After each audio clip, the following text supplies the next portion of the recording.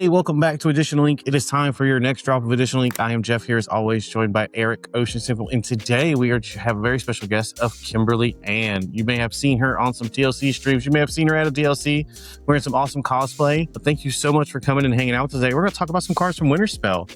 What are you guys thinking so far about the set? I'm in love with all of the art. I watched some of the main stage earlier and the glitter effect, and they're talking about glitter and it's on the cards in effect, and I'm here for it, and I'm so excited to see them in person. Speaking of that glitter, I didn't know there were glitter laws. I'm probably going to deep dive that later. It's just, I don't know if you caught it, but there are laws about, like, I guess them including glitter in products.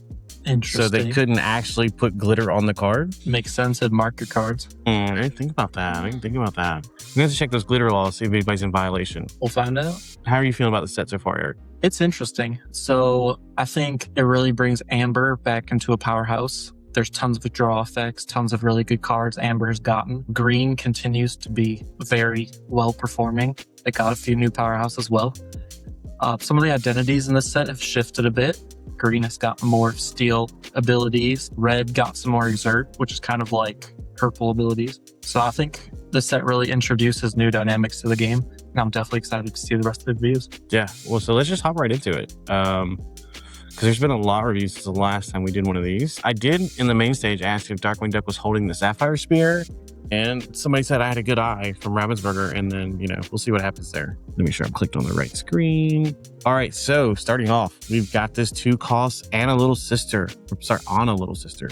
We've all seen the big Floodborn one that you can shift for free when something's come out of the discard. And this one just sets you up that when you play it, you may put a card from chosen player's discard on the bottom of their deck. So you could Mad Hatter turn 1 to put a card in the discard, and then play this on 2, and then shift out Floodborn Anna on 2, which seems insane to me. Thoughts, comments, concerns about Anna? Yeah, I think this synergizes very well with the 1-drop Mulan, the 1-drop Gantu that we've seen earlier, or at least in this set. It really just creates potentially a 3/3 and a 5/5 body on turn 2, which is absolutely insane. You could BTH. Well, technically, you couldn't. You could get close to BTHing on turn 3. Which is very exciting to see. I think when I first saw this card, all I could think of was Amber, Amethyst, Monstro combo. They're just going to play this card, put the other card back into their deck, and just start looping. So I just feel like it's more, Zant's going to start cooking, and there's going to be more possibilities for just all of these wild decks coming out. But I think it's like a fun change of like just little surprises going to come in here to like change up the meta. Yeah, we talked about it with Habibi the other night, that I think that there's going to be a lot of new style of decks that we haven't seen before. There's a lot of things opening up, maybe not pre-rotation, but post the next rotation. But like, there's a lot of fun stuff to cook with, and I don't even know what direction I'm going to go in yet. We got to see more. One of my favorite franchises, we have Darkwing Duck's chair set. Not an item that I expected to be in the game, to be honest. When you play this item, you may put the top card of your deck in your Inkwell face down and exert it, so we get a little bit of ramp, and then you can banish for some damage removal. Oceans is a fellow Sapphire player. What do you think? I think this introduces new lines, so this synergizes very well with more of the Darkwing Duck blue steel, where you play your 1-drop, you get the warded Darkwing on 2, this gets you to 3, and then you can shift on 4. It opens up stuff of that nature. I'm not sure if it'll be better than the ramp on 2, drop 4, drop on 3, if that line will be better, but there's tons of testing that definitely needs to go in to see what direction a Sapphire Steel goes in. In terms of other decks, I have no idea where this falls. Yeah, I feel the same. It's definitely going to have to like wait and see what road it goes, whether people stick with the Darkwing, all the Darkwing cards together, because it feels like a mismatch of a Popsicle crossover with a Hideaway crossover with a something else. But I mean, really interesting to see where Sapphire decks are going to go this set further down. We could play some Amber Sapphire Ducks with some Darkwing synergy. Yes, princesses. Yeah, princesses and ducks. Princesses and ducks. Oh, we got Pua. This is great art. Vanilla 2/2. 1-drop. Any comments on the art? Or are we just gonna run through? We'll just run through the vanillas. It's just beautiful. No comment needed. Yeah, he's a little upset there. He's got that snow on his face. He's a disgruntled pig. Yeah. I mean, that snow on his head. He's from like the hot islandy country. He's not used to the snow, so like all the art is just fitting. What bugs me most is that Hey is in the Moana normal art and is not in the iconic. And I messaged Ben from Ravensburger UK and I was like, dude, I'm upset. And he was like, Kim, I know, I've talked to Naomi Kim. And I went to go talk to Naomi Kim and I was like, girl, I'm upset. So waiting for my Hey enchanted. We were calling it out in the chat, in the main stage chat today. We were like, where did Hey go? Because they were going over the iconics. Like, we got Maui back. 4-cost unequal, 4/3 with Rush. Quest for 2. I think some people maybe have been excited about this card, but then it kind of got ruined by a card that got revealed a little bit later. But Ruby seems to be getting some tools. Here's your Hey. Here's Hey. Enchanted Hey. I'm visualizing it.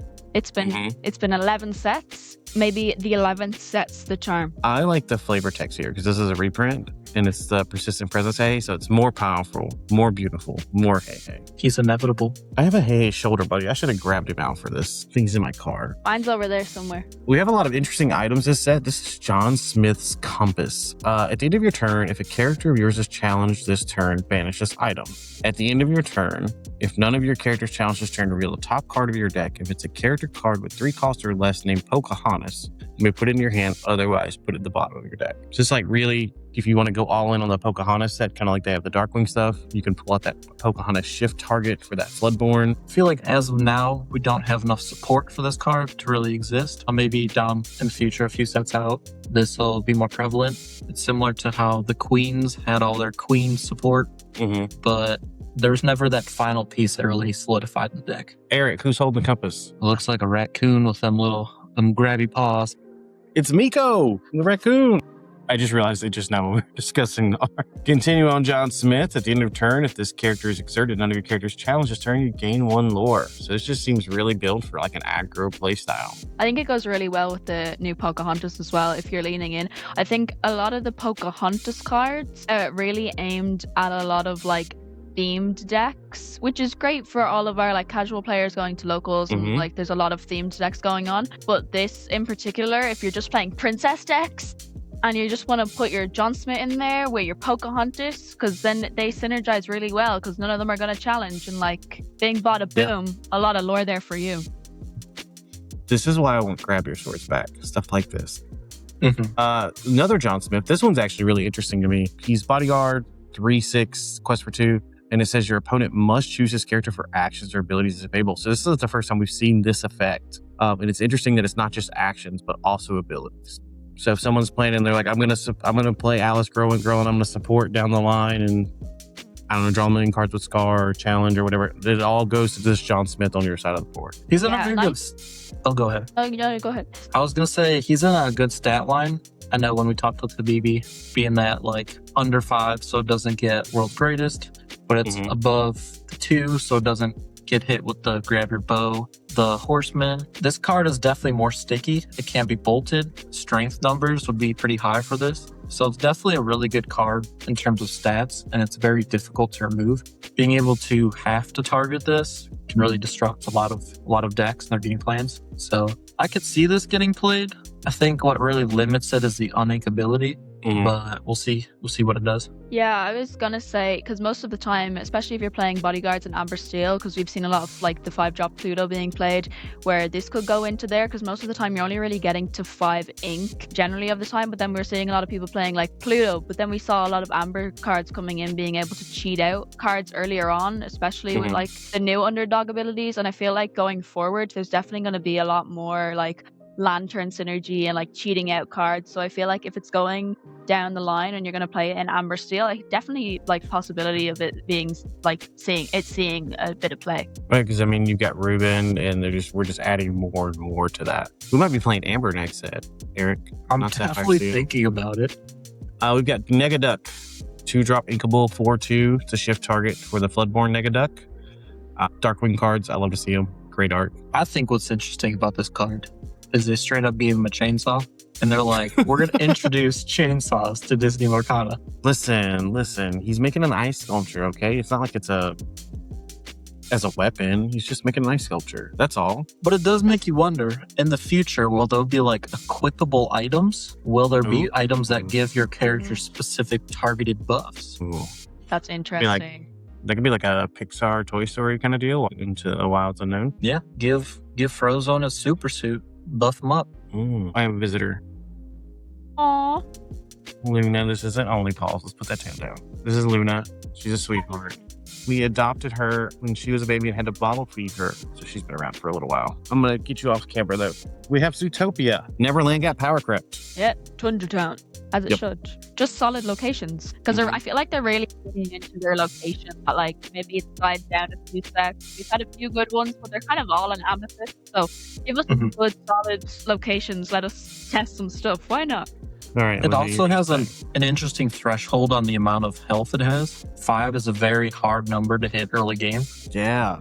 It's definitely sticking around a few turns. Absolutely. But yeah, I think we're seeing flavorfully they're within all the flavor and like the story of the set, they're leading into locations, like you said. And it's always interesting when we can get some good locations going on. I do miss my McDuck Manors and things like that. All right, Eric, you want to read this card? This is my boy. When you play this character, each opponent chooses and discards a card. It's very similar to Timon. Love to see that. Both Timon and Pumbaa causing you to discard. Yeah. I think we might be playing some Amber Emerald discard maybe again. I do hope there is a payoff, something that kind of you get value. A more fair Prince John would be pretty nice to see again. Something that just gives you more value off of causing your opponent to lose cards. It's been a while since we've gotten a Pumbaa card, hasn't it? Yep, set 1. Okay. Love to see it. I think I would like if they did something like a Prince John crossed with a Muses, that if you make your opponent discard a card, you get to bounce something back. Because I think that Emerald crossed with Amber, I feel like that's what it should do. Disney fire me. That's such a good idea. You know what? I think you might be the next one they snipe up for game development. Right after Moyen. Oh, yeah, I'll go join Moyen. Yeah, I think it's a great idea. Luna, you're going to drive me nuts. I'm sorry. Next we have Lonely Grave. Exert, banish a chosen character of yours. Put the top part of your deck face down under one of your characters' location with a boost. When I first saw this item, I was kind of like, I'm not sure what we're doing with this. But then after the Wreck-It Ralph was revealed, now it makes sense. Eric? I don't know. Kim? Other than Ralph, what specific cards you would desire to banish? It seems pretty negative for like being able to boost a character. Well, so Bagheera is on your opponent's turn, right? For like the grab your swords effect. Do we have anything else that does something when it's banished on your turn? Other than the Green Steel Maui, I can't think of anything. Oh, we can take out Kaiju Mickey because he deals 5 across the board when he's banished. That's a lot of commitment. I'd rather keep the 5 Lorquester. You don't need lore when you control the board. Because I think even in Whispers that we got last set, the likes of the Merlin when he's banished, but I believe he's banished in a challenge. So even like banishing one of those, maybe we've yet to get the card, but if it's another Whisper or something that like you banish one of yours and then like that's kind of the kind of thing I think you would want to play it in. I don't know if we have anything yet, but it definitely has potential if we get any more cards because we're still in the midst of revealing everything. I think the best card possible would be the 1-drop Olaf, now that I think about it. That's possible, yeah. Yeah, that's so you good. can replay, buy back something. I think another way to think about it too is maybe I want to get another trigger off of a boost character, right? Maybe I want to get a second because a lot of the boost abilities are not once per turn, but the boost itself is. So maybe I want to trigger a Fairy Godmother or a Cheshire Cat or something a second time in a turn. Tamatoa. Yeah. Maybe Ruby Sapphire's back. That's a real possibility. There's some cards that make it really seem feasible. This is Pudge. Pudge controls the weather. Absolutely ecstatic that Pudge is in the game and that it controls the weather and he is a deity. And we are aggro gaming. We're going to play Lilo on turn 2 and then just play 4 Pudges for free. And then top deck the rest of your game. We're just going to play Doc next turn. That's it. You're going to play Angel and then you're going to sing beautiful songs. And then we're just empty our hand, we'll play Doc, and then we'll just do it again. I don't think Amber needed it, but I love Pudge, so I'm happy he's here. I'm here for it. What is your percentage guess on if Pudge gets an enchanted or not?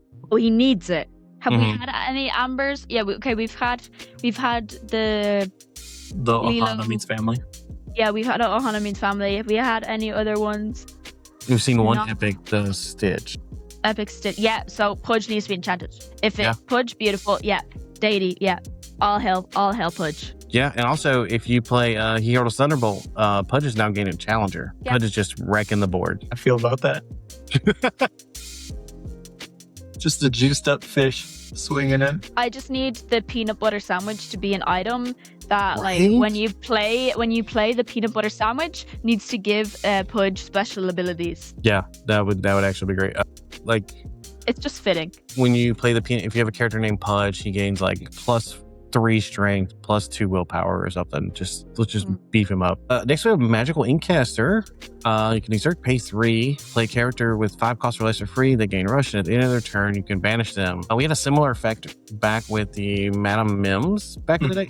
Come on, Luna, you can't step on the computer. I'm sure there's a combo deck or something where this is going to be crazy, but I think this synergizes very well with the 5-drop Hades. Ooh, yeah. Just because it could come in, possibly remove something. If it doesn't, draws you 2 cards and it challenges and then removes something anyways. I think that seems like a very good combo. Yeah. You could also use it for any of the like characters that at the end of the turn, if they're exerted, you gain this effect or whatever. Because the end of turn would happen, those abilities would go into the bag, and then you can do those things. We have our boy Li Shang, 3 costs, Challenger 2/5. He's a captain, so relevant for Infinity with Smee. We're still living the glory days back over here in Sapphire Steel Land, Kim. Yeah, I'm here for it. I love it. People Every are time we like, see they should ban something before like Indianapolis and Dortmund happen. But do you know what? I think Sapphire still needs this, and we've been deprived from our popsicles and our Hyrems so long. I want to play my popsicles and Hyrems for the series, and he's perfect. So I'm gonna let you in on a secret, and I guess everybody else now. I'm planning to cosplay as Hiram for Indy. So, Luna, I wish you would go somewhere else, baby girl. If you don't have a pocket full of popsicles and Fortispheres, I'm gonna be very disappointed. I have already a plush popsicle already made, so we just gotta 3D print that Fortisphere. I'll lend you my I don't know where it is. It's somewhere in the mass of cosplay tools that I have a popsicle fan that I brought back when I went to Japan. Nice. And it's like a popsicle, but it's like a little air fan. It's so cute. That's cool. You can just have that in your pocket. Yeah. All right, Luna, I'm gonna have to figure out something to do with you. We got Goofy, Klutzy Skier. Exert banishes character, banishes a character. So Ruby's getting some more removal. It's conditional, but it's removal. I think this will see play. It's no be prepared. It's no be prepared, but it's removal. All right, we got Mother's Necklace. And with this item, at the end of your turn, if none of your characters challenge this turn, chosen character of yours gains evasive till next turn. This kind of falls in line with that same Pocahontas energy. They're building decks for us through these card reveals. Yeah, I feel like they're really leaning into their theming this set. And it's really nice because like it is thematic. I don't know how well it will fit into a competitive deck unless someone's turning around and building a highly competitive Amber Amethyst Pocahontas deck. And if they do, you know, once again, I'm here for it. I'm ready to see it. It can win Ghent. I'm ready to see it happen. I mean, I'm sure you can, right? Like, you can build this deck in just for the piece that we already know of. And if you have the right variants, nobody's stopping you. Not me playing Fairy Godmother in, Richmond. Probably not going to do that again in Ghent. But Ocean's thoughts? I think this might be like it's something.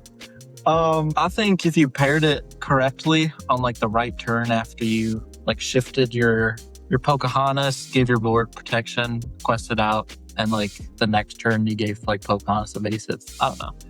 Some fun local synergy. Someone's gonna love this card. In terms of competitive play, I'm not sure if there's anything that like breaks this. We know Amethyst needs one more. We know that Amethyst needs 2 things overall. It needs more card draw and more evasive characters, right? Of course. Those are the 2 things that Amethyst needs. That's exactly what it needs. All right, I like this. I wish it was a song. Nearly indestructible. Chosen character of yours gains resist +2 until the start of your next turn. It could have been Cogsworth and I would have been happy, but it's still up. I'm not sure if it'll see play. Probably really good and limited. I think we already seen I'm Still Here, which is still legal. And it does the exact same thing, plus draws a card and is a song. And it hasn't really seen play. I don't know necessarily if this one will either. I mean, this 1 cost an Inkable, maybe in a Kiwi build, right? That's true. The art is absolutely insane, though. Yeah, Right? the art is stunning. I think if it said draw a card 100%, if it said like this is text and then it said draw a card, yes, 100% here for it. If it says draw a card, it has to be good. But I don't think because what are you dropping in like Kiwi Blue Steel to make room for this? Because I think there's just so many other more useful tools, unless maybe a one-off spice. I don't know. I've seen people playing a one-off hot potatoes. There's tools out there. I haven't seen that. Oh, dude, Crazy Blue Steel. I think if it 100% said draw a card, my new favorite card in the set. But right now, like maybe a one-off. I just realized that, like, when I first looked at this, I kind of like my brain was like, oh, he's doing like a trick on the snowboard in the air. I just realized he's standing there like fending off snowballs. My brain completely interpreted the art wrong. Yeah, he's nearly indestructible. Snow can't touch him. I do agree with you. If it said card draw, and we're Sapphire Steel gamers, we're lacking card draw. We're getting plenty of options to ramp, but we need some card draw. Yeah, we miss our Hiram. Mm-hmm. Nothing it hits that spot quite like. If they would have just left us with Fortispear, Japan didn't ban Fortispear, I'm just saying. Yeah. A Tiny Sims Crunch. This is a functional reprint of the Scepter of Arendelle. When rotation happened, I remember when we were playing like the Scar decks, we were like, man, Scepter of Arendelle would be awesome. This would have been great a couple sets ago. But now I think Scar's a little past his time. But that was a great time drawing like 23 cards in a turn. I think in a Sapphire Steel Scar a supporting build, we could see Alice Growing Girl pop off and it'll be epic. Yeah. I had a Huey, Dewey, and Louie build with Growing Girl and Scar that I played that set. I actually have a video here on the channel if you guys want to go back in time and check that out. But I do think it's funny flavorfully that it's a crutch and we're also giving you support. It's big brain. Big brain. Kristoff's Loot. Exert. Pay 2, reveal the top card of your deck. You may play it as if it were in your hand, otherwise put it in your discard. This is interesting. It brings a new element to the game. So another card game has a similar mechanic to this, and I like to call it impulse draw. So yes, you get to see an additional card and have access to an additional card you normally wouldn't have. But the name is like impulse, it's either you use it or lose it in that moment. So I definitely think this introduces a new concept and hopefully a new way Red can get card advantage in this game is by seeing a lot more cards off the top and then being able to utilize them. You just play this as Merlin Cottage, right? And then it's just draw a card. Yep. The old Jonathan Lamb Lamb's Ruby Sapphire. Yeah.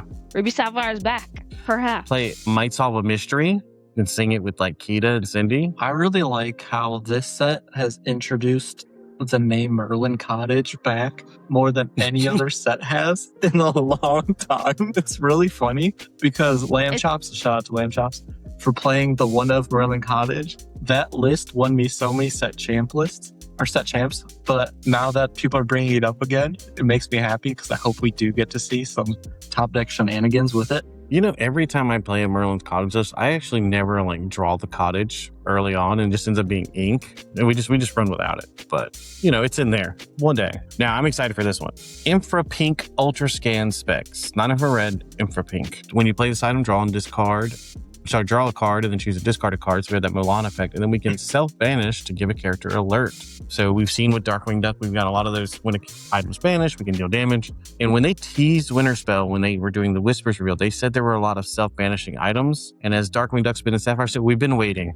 We're still waiting. This is the only one we've gotten so far. Maybe there's more. But I'm stoked for this. Yeah, I'm excited. I think Sapphire Steel was missing one thing, and that was draw. And now, if we team this up with our Tamatoa, we can happy as a clam, shiny as a clam, one of those ones. We can just cycle it, bring it back, and just have fun. You can play with Monsieur Dark, right? So like the half Hiram.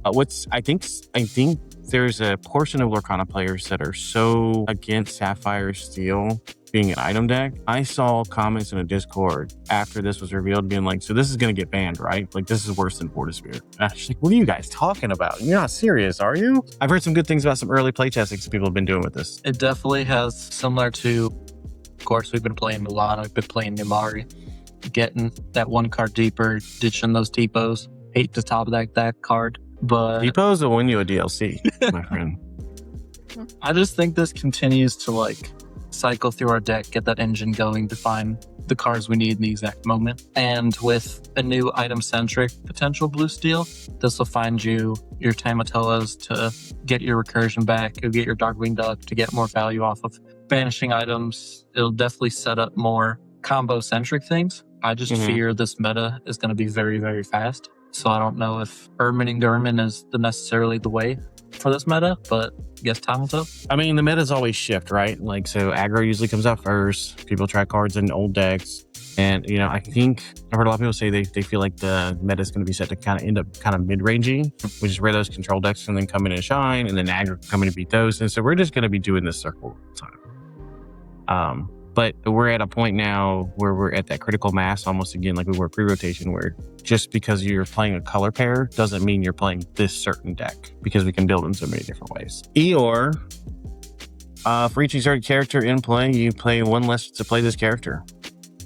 When you play this character, for each opposing player, you may choose the character of theirs and they can't read it start of their next turn. You could maybe potentially cheat this out really cheap or for free right after a Demona. Yeah, I think that's huge, especially for this, because this is like the Hamsterville or the Nonatala, Grammatala, that they said there was like one in every color, and this is obviously the one in Amethyst. I think teaming it up with Demona, and you can just basically play it for... I love it. I mean, what was the other card? The Marshmallow, where people were like Demona, then Marshmallow? Well, you can just throw an Eeyore in there for free, too. Yeah, this will just tap down the one that readies up after Marshmallow allows it. And then they can't ready at the start of the next turn.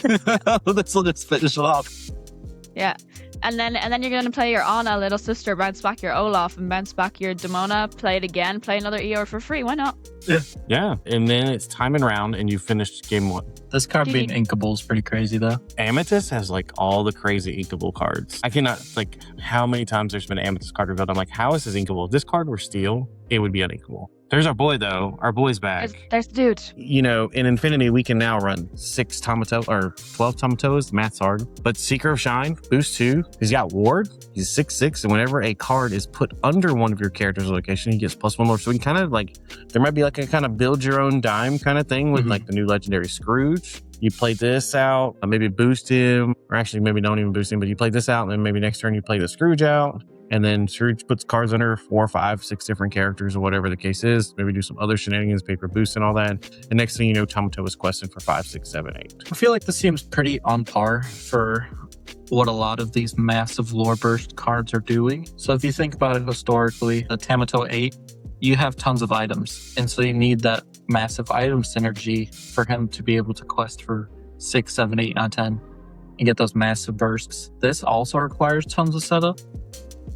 And I make this point because when we discuss a card later on, I think the power levels between the two is going to be astronomically different. This card seems very fair in terms of the setup, the costs, the amount of like ward it has, its body. I think it's a very good card, but it's a very combo-centric deck. Yeah, I think at first glance you're like, oh yeah, it could be good. And then when I like thought about it more, I was kind of like, it's going to require a lot of setup and a lot to do. I think there's a world in which it probably shines best in the Emerald Sapphire, and then you can also play the likes of like Emily Quackfaster, like cheat out more boost cards. But I don't think we have like any like really great strong boost characters yet that you play all in a deck, like playing it in the likes of Blurple, where you can play Cheshire Cat and all those characters where you need to do that. But then you don't have the likes of Emily Quackfaster, because obviously they're all in like Emerald to be able to cheat out all the other cards. But I think it has potential. I don't know how soon we'll see him break the meta, but I'm sure there's people out there already testing their 12 Tamatoas, and we're going to see something juicy. The secret is we're going to play all the cards that say ramp, and we're just going to slam down 4 Mufasas. That's what we're doing in this meta. No, I think it's got a lot. I think Emerald Sapphire is probably like the most common, the place that makes the most sense right off the back rip until we see more cards or something else is figured out. We've got Minnie Mouse, Tiny Tim's mother, 2/4, quest for 2 with support. Uninkable kind of really hurts here, but probably a good card in limited. I think in like sealed and stuff, it will be like useful, but we already have so many support cards. Like, but like it's a beautiful card. Why not? She's Christmas giving Carol. Tiny Tim her crutch. It's a Christmas Carol. Why didn't we get the set in December? We'll never know. But yeah, it's beautiful. Maybe that's the new like Lorcana meta, is we just always get the holiday cards after the holiday. Cheaper too. And then we have Alice, Well-Read Whisper. She's a boost 2, and whenever she quests, put all cards from under her into your hand. So she's essentially can be a draw a card every turn, because we know Amethyst struggles with card draw. We've seen a lot of interesting deck altering 4-drops in Amethyst. I think if we as players deviate from the evasive synergy, maybe more of these boost characters in purple do play more of a role. But maybe this is more designed for like post rotation. Yeah, because like once Genie and stuff goes away, that the deck building, not that deck building doesn't open up now, but players tend to kind of stick with what they know unless they find something that's really kind of broken.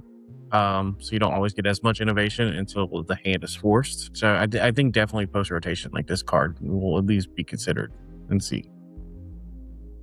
Get your foils now. Yeah. I like the dress. She's beautiful. I don't think Amethyst needed any more really good Whisper cards, but here we are. I think there's so many other good Amethyst Whisper cards, like boost cards that you would play first. But if you want to draw more cards, play it. Why not? But I think once we get to set 13 and we have like 9 to 13, all the other ones will rotate out is when it will really shine. We got Nani, Stage Manager, 3 cost inkable, 3/3, cost for 1. When you play this character, look at the top 4 cards of your deck. You may reveal the character card with 2 costs or less and put it in your hand, put the rest on the bottom of your deck in any order. So, I mean, I think this is great in the build that you expect it to go in. We're playing this with Pudge, we're playing this with Lilo, right? And we're pulling out more cards. I can see this in dogs as maybe like a 2 of. Yeah. Just to find your Go-Ghost, find your Tramps, to get that last little bit that you need to win and close out a game. I definitely think this is definitely playable in that list. I'm still waiting for the Lilo and Stitch card where Lilo is just beaten down on Myrtle from the movie. I'm still waiting on that as a card. I think it's funny. Yeah, and the like text is going to need to be like, search through the deck, find Pudge, banish Myrtle. That's funny. So we have the Witches of Morva now. I'm not going to even try to pronounce their names. But when you play this character, you may return chosen character of yours to your hand. If you do, name one lore. This is kind of like a half like fox, half goat kind of card. Some more bounce energy in Amethyst. It's 4/4 quest for 2. Glad it's unequal. Yeah. It gives me like PTSD from when like Arthur was like all the rage and they were bouncing stuff, gaining lore. And my gosh, my glad it doesn't say gain 3 lore. Yeah, no. Then if it did, it'd be inkable and only cost 4. Yeah. Next we got Stegmutt, our first dinosaur, and he's a Darkwing villain. He's also an ally. 8 cost inkable, 7/7, quest for 2. He does have that discount for items in the discard. And then when you play this character, you may put up to 3 items from your discard on the bottom of your deck in any order. If you do, deal 3 damage to chosen character. I'm not going to lie to you. This feels like it should have been a steel card. That's my opinion. We've seen a lot of, I mentioned this previously in our reviews as well, and earlier today. Definitely green is like color shifting into everything. With this set specifically, it's picked up a lot of steel abilities. Mm-hmm. I think it's interesting. I do wonder the direction steel's going to go. Is it going to be more like a stacks color? I think that'd be really interesting. Welcome input back. into the game. The cat's back. It's a fantastic party. But It feels a lot like the Dual Link Emerald Steel Maui from several sets ago to me. That's what this card feels like. This is a peak green-blue Oswald card. I think Ink Geyser is going to come back and everyone's just going to start playing Sapphire Emerald Ink Geyser decks. That sounds so fun, Kim. This sounds so fun. Yeah, I live in a fun meta world. Why not? I'm playing Princess's next deck, guys. Amber Sapphire is gonna happen, and no one's gonna stop me. And I'm gonna stomp on everyone playing their Ink Geyser decks because no one knows what Amber Sapphire Grandpappy deck is gonna hit them. Yeah, that's right. We're gonna shift Daisy on 3, right? From the Amber Daisy to the Detective Daisy. What didn't we get a card for healing? Piglet. That's what I'm thinking. Like Piglet with Grandpappy. That's what I'm trying to think of. Yeah, that's how it's happening. I'm with you. We're gonna play Black Cauldron. We're gonna take them all back from the discard, and then we're gonna cheat out our Grammatala for free because we're gonna have so much ink in our inkwell. And then we're gonna slam down Mufasa, and then we're gonna take multiple turns. Yeah, GG's. I'm with it. I'm down. Let's cook it. If it's good, I'll play it again. Let's do it. Yeah, why not? I'm cooking. I'm ready. Let's go. Excuse me, Luna. I have to hit next. All right, so next we have Donald Duck. Along for the ride. He is a 4/6, quest for 2. When you play this character, banish an item. Decent body. Benja effect. It reminds me of a hard-headed beast. Okay, you can't headbutt them like. Yeah, I think definitely when we lose Benja is when it will see a lot more play. But also, a 4/6 and can banish an item when I think we're heading into a possibly a lot more item territories. People are going to be trying to play a lot more item techs. Isn't this just a power crept beast? Yeah, beast was a. Was it 4/4? Yeah, 4/4. Same stats and everything. And I think these might have quested for 1, didn't No, they? it was a 2.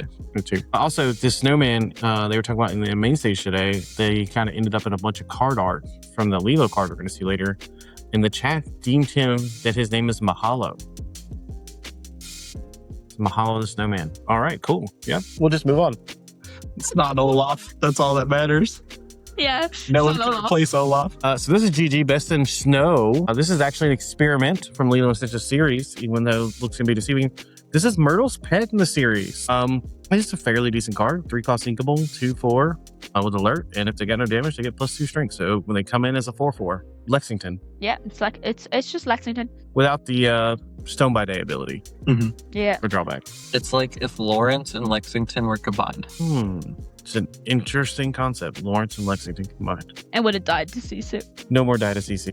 No more died to CC. So next we got Come Out and Fight. Put all cards from under chosen character, item, or location on the bottom of their player's deck. In a random order, draw a card. So we have... card, it must be good. And it deboosts things, right? So if there's something like Tamatoa, or not Tamatoa, but things that count how many cards are underneath them, we can... Amethyst now has an answer to that. This is like kind of an anti-Cheshire Cat card, just for them purple mirrors. Or is it a synergistic Cheshire Cat card? You've Cheshire Cat it like 9 times, and you're like, man, I'm really not finding these cards I need. Let me play this. Pull all those cards back in my deck, and then draw. Especially for the likes of Monstro decks, where they're just going to outdeck themselves. They're going to put them all away, and then they're like, my combo pieces, they're all under the cap. Jim, have you been hurt by a Monstro deck? Yeah. Who hurt you? A lot. I'm sorry. I haven't seen that deck once. No, that's literally all Carol was playing. Yeah. Yeah. I was like, let me play my a chicken noodle soup, blue steel, boom boom chicken noodle soup is what I named it. It had Aerial Sonic Warrior. It was beautiful. I saw the list the other day when you posted it on X, and like I was like, yeah, this is a great Sapphire Steel list. It's beautiful. It played the bread song. I think with Gigi in there, it would shine. Yeah. That monster deck, I faced it for the first time is CCS playing Sapphire Steel as well, and a Sonic Warrior build as well, and I managed to take it, but like they were really close to getting that combo off in Game 3. I think if you can hit where you need to hit, it's pretty good. But if they have this and can like rejiggy all their cards back in, because you want them to get rid of all their pieces, so you can just boom boom chicken noodle soup. But I love that name. We'll see. I'm curious where you got the chicken noodle soup from. I'm a pastry chef. I like food. I like it. Yeah, I just like food. And then because whenever I like do something, and when I like play, like you go, because when you play aerial, set the scene. Sorry, when you play aerial, and then you play your aerial, and then you to your bread song, and you go boom, pop illusion, and then you pay your 2 and go boom, chicken noodle soup, because you pay your 2 and like hit for 3, buy Dumbo, buy Dumbino, so you go boom, chicken noodle soup. I like it. I'm gonna steal that. No, the spicy tech was the bread to target illusions. I was telling you guys that. It's so good. It's so good. Turn 1. This is why I bet Amethyst Steel every single time. And then Tiago was a meanie pants and bet me, and I went, oh, okay. I'm not playing this tomorrow. This was the day before Richmond, and I played like 4 games against Luke, and Luke was playing Amethyst Steel, and I went, right, I'm not playing this tomorrow. Yeah, I decided to play Fairy Godmother as a tech piece in my Allies build the night before and settled on my list at like midnight. And it did what I wanted to do. It took down green blue, but I struggled elsewhere. Only I could see it all day. Yeah, just a little bit of that everywhere. All right, speaking of boom boom chicken noodle soup, we got a duck, Donald Duck. This is a terrible segue. 1 cost equal nephew Fred. Same bird. It's okay. I can do my Donald Duck impression for it. Oh, let's hear it. Do I have a Donald Duck impression? I feel like if I do, it'll just sound like I'm cursing. So I don't know. It won't be that. So. Don't do that. But you can, this is a shift target for the Chef Donald Duck, you know, if you want to do that. And then we got Mickey Mouse, Tiny Tim's father. Vanilla's 6 cost, 6/7, quest for 2. It's gonna be a limited all-star. And he'll be a meme as well because of his strength and willpower. New Maui just dropped, Wake Up. This card's a unit. Yeah. Cooper on the scent, 6 costs, 8/5, Rush Reckless. I remember somebody was like, oh, but it comes down a turn later. Not necessarily. Not anymore.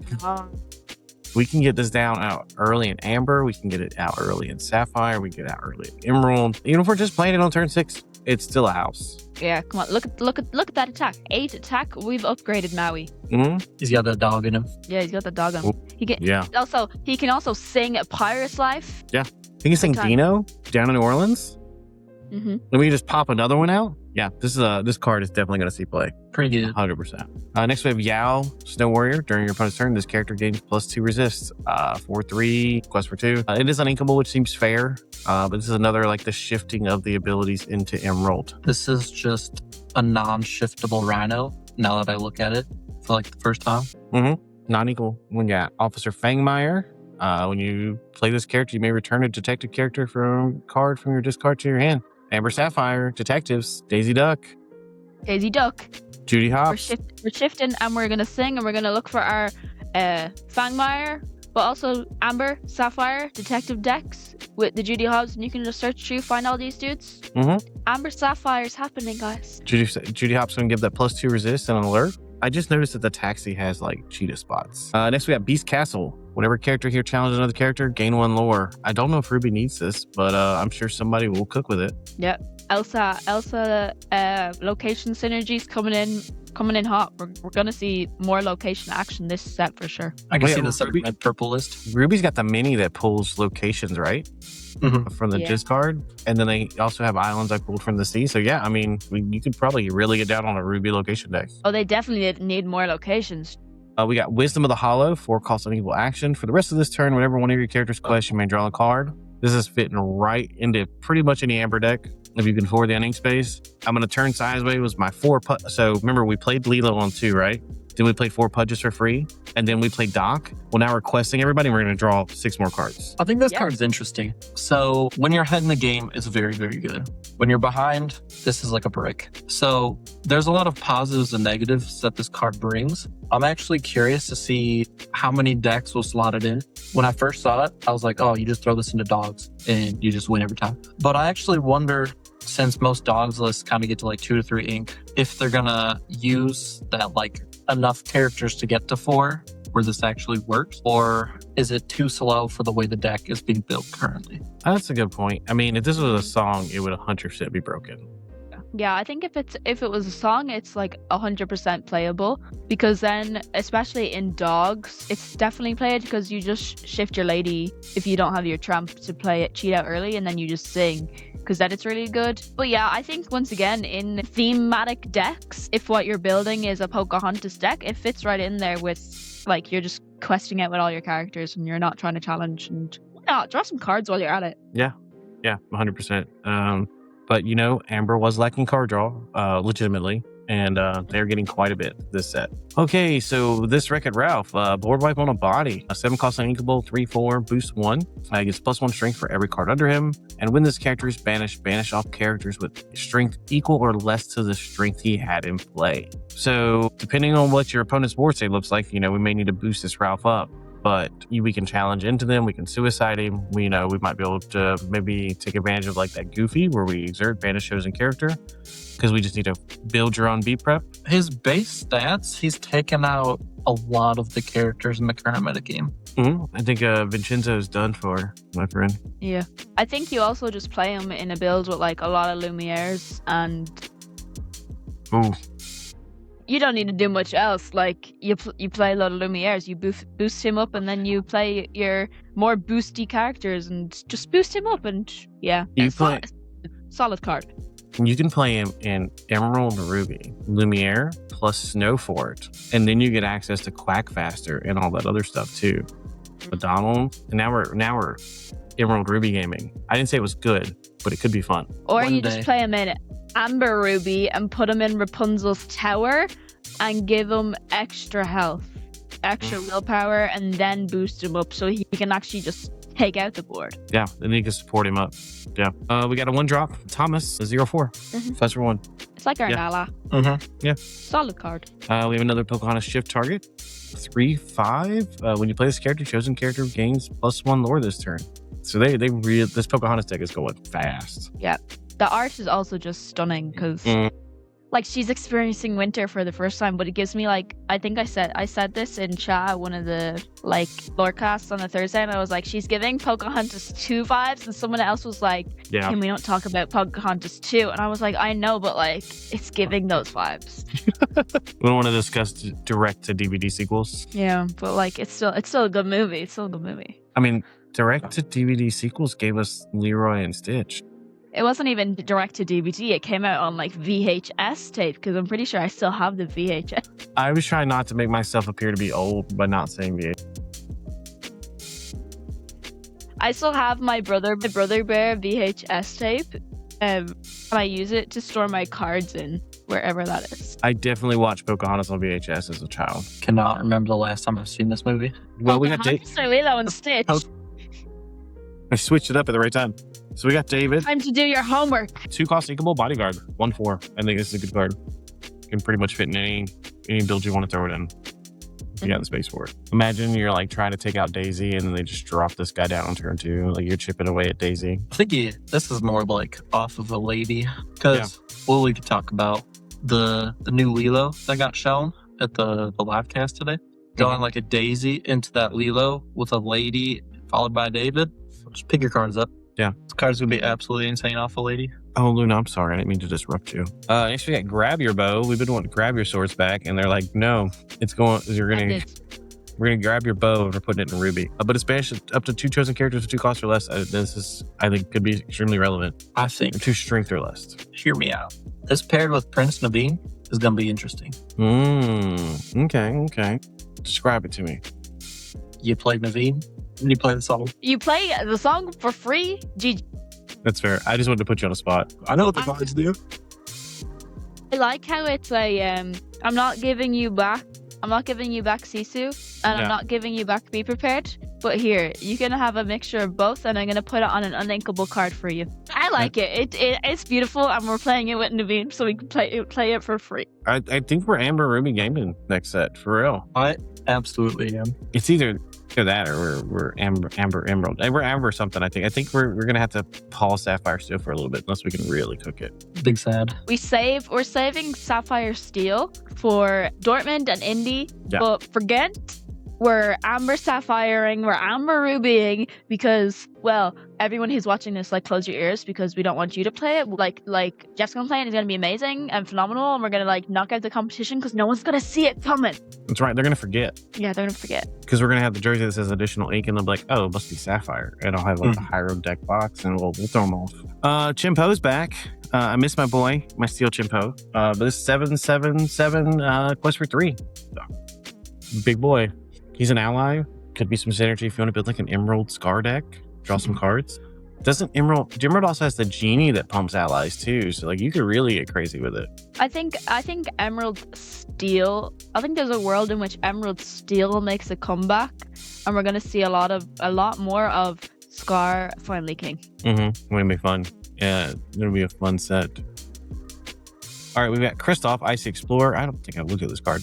When you play this character, if you have a character named Anna in play, you may put a card from chosen player's discard on the bottom of their deck. Once during your turn, whenever a card leaves your discard, draw a card. Or card draw. This is just some fun Anna shift synergy. Oh yeah, this would be a fun like thematic deck. I just think the uninkable space is going to be really hard to justify. All right, so we've got Hercules Spectral Demigod here. His boost 2. He has ability Superhuman Strength. While there is a card under this character, he gets +3 Strength. 1-drop Hercules that can be a 3/3 on turn 2. I think we're also playing this in Amber Ruby because you need more boost characters to be friends with Boost Ralph, so they can you can have a beautiful cheating out with Lantern boosty Ruby Amber deck. Yeah, I think so. And we got Mushu. 5-cost inkable, 3/2. When you play this character, deal 2 damage to chosen character. See, this card really feels like steel coated. See, we discussed that earlier today, but then I thought about it. The Teeth and Ambition Scar, that was the Set Champ promo, is essentially this card as well. Except But you're that's- not damaging your own guy. But it's basically the same. Okay. Yeah, I mean, you have that cost of damaging your own character with that scar. We're really starting to see Emerald normally is like the deal damage to already damaged characters, with the exception of MMS last set, or in like Mosquito Bite. And so now we're starting to see it just to deal direct damage unconditionally. Which I'm really glad about, because that really annoyed me when it's like deal damage to an already damaged character, but I want to deal damage to that character, but you have to touch that character. I'm just like, oh. You just gotta play your Tinkerbell Giant Fairy first. That's all you gotta do. Yes. Yep. I've got 2 enchanted, so I need 2 more. There you go. Right. I have 4 that I've played at every DLC I've gone to so far. We got Morgana Macabre.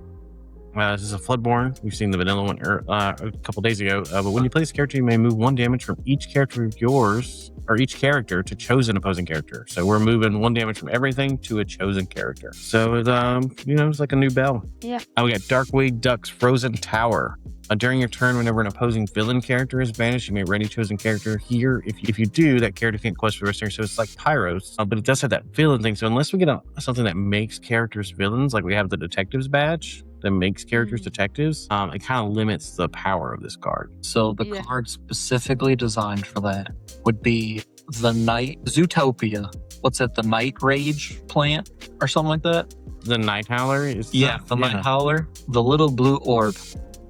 That's what we need in the game. And because you also need your opponent's characters to have it. It's not your characters. Right, yeah. So your Darkwing Duck that challenge ready villains. Yeah. So you play it in a Darkwing Duck deck with some Zootopia thrown in with your blueberries. Throw the blueberries. You need to have a little pouch of token blueberries. You're gonna throw the blueberries on all your opposing characters, and if you hit the blueberry dice onto your character, it turns them into a villain, and then your Darkwing Duck can banish them. Yeah, ready himself because he's at this location. Yeah, it's gonna be set 27, and it's gonna be a Darkwing Duck version of a Scar. 7 cost on an inkable. When you banish a character, you can ready. Yeah, and then you pop a popsicle, heal your Darkwing, and he deals 2 damage. Beautiful. We're cooking. Crushed it. Yeah, we're ready. All right, next we got Cobra Bubbles, a dedicated official. Whenever this character quests, chosen opposing character can't challenge and must quest during their next turn of Fable. We saw this ability the last set on the Whisper Gaston, I think it was. This is kind of that reverse reckless. So it's the first time we've seen it on a non-Whisper character. Yeah, I mean, I think it's also really fitting that Cobra has it, because he's like, stop right there, dude. That's not what he sounds like, but I can't do it. That's exactly how I remember how he sounds. Like I just totally make sure to. I'm working on my accents. But when you play this, or when you quest, so you can make your opponent kind of turn sideways, right? So they can't challenge and must quest. So you can force some interaction there if you need to. Turning specific troublesome cards. So one that pops into my brain is Surfer Mim. That card just sticks upright and boosts Purple Steel's ability to challenge. So having this Cobra Bubbles quest, make sure they turn their Surfer Mim. Yeah, sounds pretty solid. Notably, Mim is a villain, so Darkwing Duck can just challenge into her if she's not turned. Yeah, it works. It's working. Hey! This is the card you reveal. Tiana Warm and Fuzzy. Warm and Happy. Warm and Happy, sorry. Her coat is fuzzy. So she support 3/4 quest for 2. 4 crossing. Well, this is a good card. Decent card if you're doing supported synergies. I think this works. It'll fit in well. Plus, she's a princess. Works off Cinderella. All that good stuff. Yeah, good Cinderella. We're gonna bring back our Mulan that got reprinted and just play a full Cinderella deck. But I don't know if you choose to play this over Mulan Free Spirited, because when I first saw this card, I was like, they reprinted Mulan Free Spirited, and then I actually looked at her again and I was like, she's beautiful. I love her. Look at little Ray in the picture. I think you always play Mulan Free Spirited first. Yeah. Well, maybe we build an Amber Sapphire Princess deck and we just play the Mulan from Fable that searches out princesses. But what we also haven't got yet is a Knight Tiana. So maybe this is our shift target for our Knight Tiana, because we've gotten like a knight of like most of the princesses, and I'm still waiting for my princess Knight Tiana, and maybe she's gonna shift on our Tiana at Warm and Happy. I know there's quite a few people out there that have been waiting for a Floodborn Tiana. So when I saw this on the lore counter, I was like, maybe this is it. Today's the day. Maybe it's coming. We still have some more cards. So I saw the lore counter, and then like I knew I had this card, and I was like, whoa! So I've been like freaking out all week, just being like, I know something everybody else doesn't know. Well, that's like really cool. They were like, I'm sorry, it's kind of like not an awesome card. I was like, are you kidding? Little Ray is like in the card art, just going, Ma Evangeline, how are you doing? And they're just sitting there drinking their hot cocoa, and Ray's just they're just talking about their Evangelines, and I'm just like, bless. Yeah, no, it's always fun getting the card reveal. Like when we revealed Penny for Arcasia's Island, and that was our first card reveal. And we were like, man, this card is going to be good. You know, we filmed the whole thing. And I remember when we finally like did the reveal video came out, people were like, oh, this card's not going to see play. And now look at it. It's everywhere. It's very good. Mm-hmm. I actually met Ryan Miller, or I saw Ryan Miller in Epcot last weekend for the Festival of the Arts, and I had him sign Penny for me, and I pulled out a pack. So now we're getting into the stuff for the main stage. We got Slushy, another experiment, 4-cost, evasive, 5/5. It's a decent card. The Unequal might be a little rough on it, but it seems fair. I'm very excited that they're bringing in more experiments. I feel like we should have an experiment tag. Right? I think so. I posted this in one of my group chats this morning or earlier today. There's so many different experiments from the Lilo and Stitch TV show that would be wonderful candidates for this game. Just like all their different powers and stuff. So having this guy is pretty exciting for me. Oh, yeah. Especially when like Stitch is 626, so we've got like 625. That's like over 3 sets of just experiments. We should definitely have an experiment tag. Yeah. And also, where is my boy Leroy? I feel like he would be in the first set with Ruben and all them. Yeah. Evil Stitch. That's what I thought was in the back of the first like Winterspell announcement, because they had Angel and Stitch sitting at the back, and I so badly wanted to type in being like, Leroy's in the back. We got Lilo bundled up. This is a good card. 1/2, quest for 2. During each opponent's turn, the first time she would take damage, she takes no damage. So it's a nice little aggressive card. This card's insane. I like the flavor text, where it says Nani told her to wear warm clothes, and she took all of them. It's just her wearing a million coats. And then you got Mahalo the Snowman. Yeah. And then you play this Lilo, and then you're gonna play all your pudges for free. So we got 2 chances at a 2-drop Lilo. We play our Amber one. We play this one. We could play the 1-cost Lilo, right? Maybe we get the Pudges down on turn 1. And then we'll play. Well, I guess that's got to be Infinity because that's the 1-cost Lilo, right? Turn 1 Lilo, 4 Pudges. Next turn Doc. Seems pretty good. Solid. All right. So you guys are you guys ready for the millions of posts? Is this a misprint? Yeah. Always. I really love to see that the Winnie the Pooh stuff is coming a little bit more into Sapphire as somebody likes to play Sapphire. We got the Dual Whispers of Kenga and Rue here. Rue is a 1-cost 1/1, and he has the ability to exert. Put this character face down under one of your boost character's locations. I think this is absolutely insane because now as Sapphire, we have a way to double boost in a turn, much like your Emerald stuff. And then Kenga has boost too, and when there's a card under this character, they gain +1 lore. And they're 5/5/5 quest for 2. It's a decent card. I think there's a real possibility. With synergy. Yeah, 100%. Because you can, but you play this, you play the turn Tamatoa is ready, you can boost him, boost Kenga, and then send Rue under Kenga, and then Kenga's going to quest for 4. And play Tamatoa's. Well, yeah, play Scrooge. Now the math's getting really difficult. I have to see it in front of me. Kenga's going to quest for 5. Tamatoa's going to quest for 1, 2, 3, 4, 5. If you play Scrooge before you boost Rue, 6. So you're questing for 11 in a turn. I think a lot of these big boost payoff cards are going to take a lot of setup, and it's definitely something that'll be fun to see. We know that you can take 8 turns off in Disney Lorcana, right? It just ramp, and no one ever does anything else while you're doing that. They just let you play your game. That's how it goes every time. That's why we play Sapphire Steel, so we can play the mob song. And then once we get our big boys out, we're just gonna sing the mob song and then obliterate their aggro boards. And then we're gonna have our setup ready to go, and we're gonna do our little Rue and our little Kanga and our little Tamatoa, and we're just gonna bling bling chicken noodle soup. Chicken noodle soup. Simple. All right. These next cards, Eric, when you saw them, you had the reaction of... Well, so I'm excited. And I said this, I think the last one too. that they're bringing in smaller known characters. So they first brought in Moana's mom, and now they brought in Elsa's dad. So we're reuniting all the families in these sets. So I think that's pretty cool. So if you think about this thematically, right? So like in the movie, we know the parents aren't around, right? No spoilers here, but they are concerned that when the kids are younger, that Elsa will not be able to control her powers and stuff like this will happen, right? So this is like that look on his face. That's dad realizing his worst fears have come true.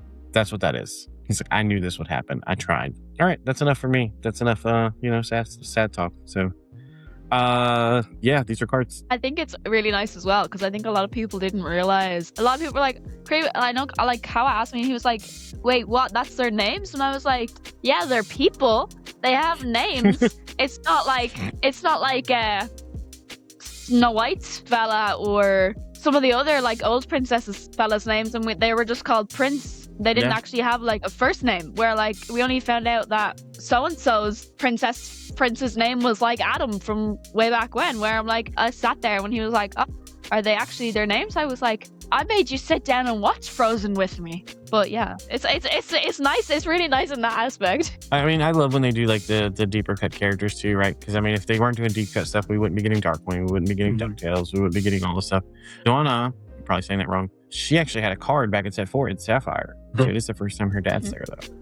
But I did not know his name, and I would not have guessed that it was Agnar. Prince Agnar. Did you not watch Frozen 2, dude? I did, but I don't remember it. The only thing I remember is Lost in the Woods. I really love that whole like song section. So this card breaks the Eric's game. really excited. Okay, go ahead. It's too good. Yeah, it does. So the way I said about the Tamato earlier, it was very fair because it has tons of setup for a massive lore burst. This, you just play one card and you quest and win. That is, I think this is single-handedly will shape. Why don't you describe the what meta. the card? Why don't you describe what the card does first? Okay, so whenever she quests, you gain lore equal to her strength, and she caps at a maximum of 6. So you play this in dogs. You're playing your 1, 2, 2, 1, 2, 2, 1. You got a big board, and then you play Tramp, and then she quests for 6. Mm-hmm. And this card is absolutely insane. Yeah, there's definitely some potential there. Oh, I just realized she costs 2. I thought she was like a 4 cost. No, that's why she's broken. That's why she fits in perfectly to dogs. Because then you just also play Nani, and when you're like trying to close out the game and you already have your big board, and if you have her out on the board and you just play Nani, search for your Tramp, GG's. Yep. You have Lilo out on the board. You don't even need more ink. Like, you play your Tramp for 1 because Lady's on the board. But people are already calling for bans of the infra pink specs, and like, we're cool with this. I genuinely think this warps the entire meta. Yeah. I was more shocked that she's super rare and not legendary. Yeah, that's fair. I really had time to digest this card because like it was revealed right before I put this together, right before we got on. But yeah, no, this is it's bonkers. There's no good earlier removal to remove it either. So like the best thing you could do is Amber Ruby Pluto into Tiny Sisu. No. The Darkwing Duck shift target, the 2-drop, the 4/1 with a ward. We're gonna trade, but and the gain 6 lore. All right, we need grab your bigger swords. Yeah, we need to grab your small bow turn 2. Yeah. Because even the mob song. No, you got a mob song and like tap your air and pay your aerial costs, and you're wasting dealing 6. All right, we're gonna have to. Wait, shift Jasmine, Thunderbolt turn 2. Yeah. You can also do it with Rhino, but still, that's this card. That's less answers to this card than there was to Hiram when Hiram bit the dust. Yeah, but at least against Hiram, they had Sisu. They did. They act like they didn't. People act like they don't remember Sisu. But they did. 6-ink shift Sisu and wipe out a whole doggy board. Like, also Brawl. What are we gonna do now? Brawl, yeah. Oh, I miss Brawl. I didn't realize we were gonna turn into a Sapphire Steel Hiram commiserating. Title of video: Miss you, Hiram. Winterspell reveals in Hiram. I think that's it. No, it's not. We got epics and enchantments. I forgot I threw those in there. They're pretty epic. They look good. What do you think about this Rapunzel? I love her ability. Clonk. Clonk.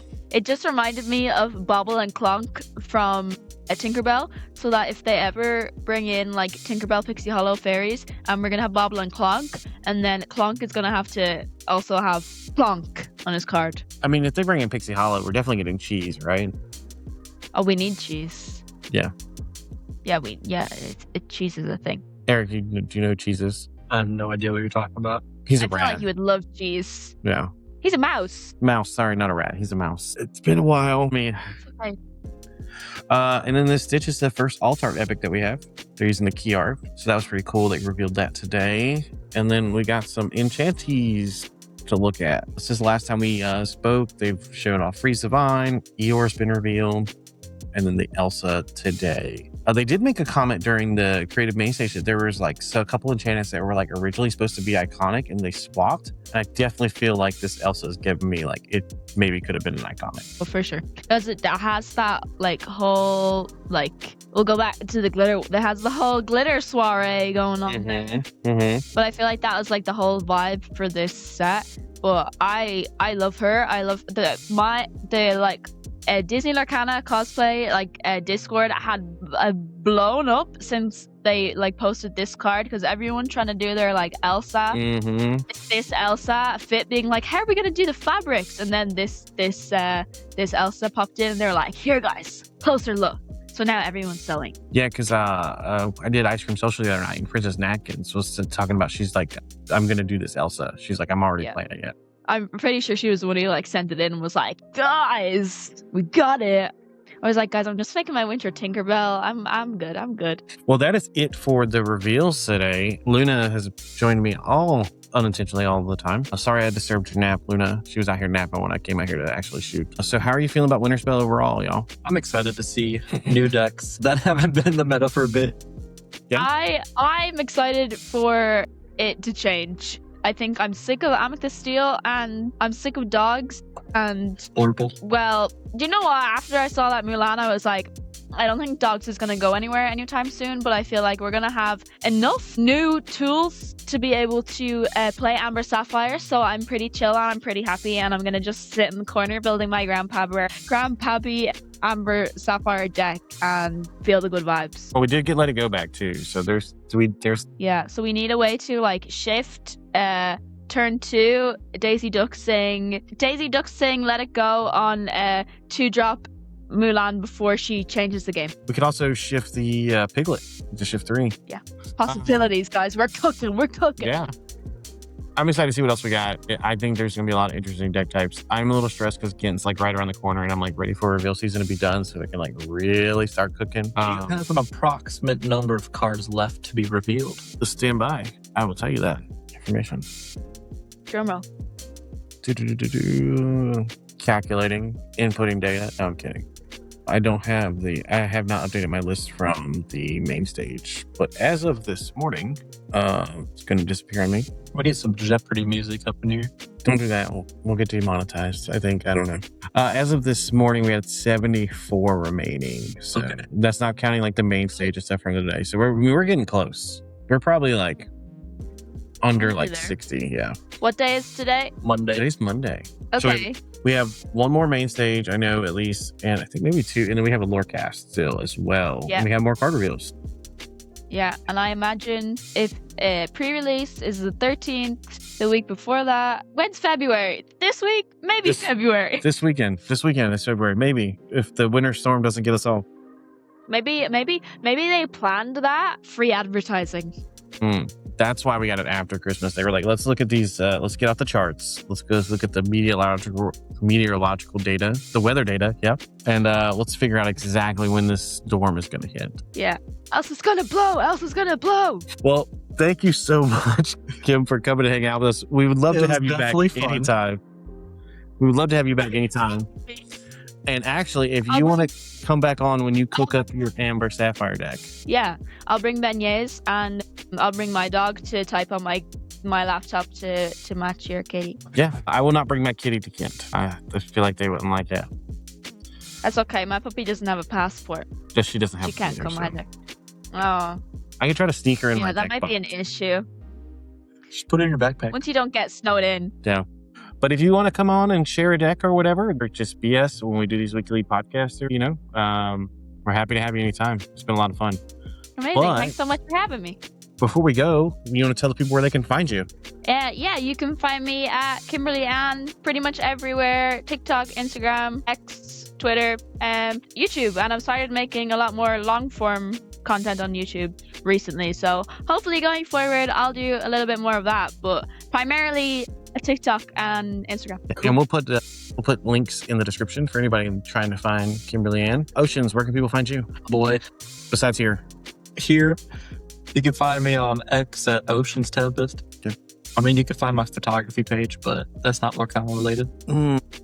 It's linked on your X, I'm sure. But if not, you should do that. But anyway, as always, guys, thanks for joining us for this drop of Additional Ink. I am Jeff. As always, remember, here at Additional Ink, we believe that there's plenty of space at the table for everybody and plenty of ink to go around. And if you haven't yet, like and subscribe. And if you're checking us out for the first time, thank you for coming. If you're coming back again, thank you for hanging out with us each time. And we'll see you next time.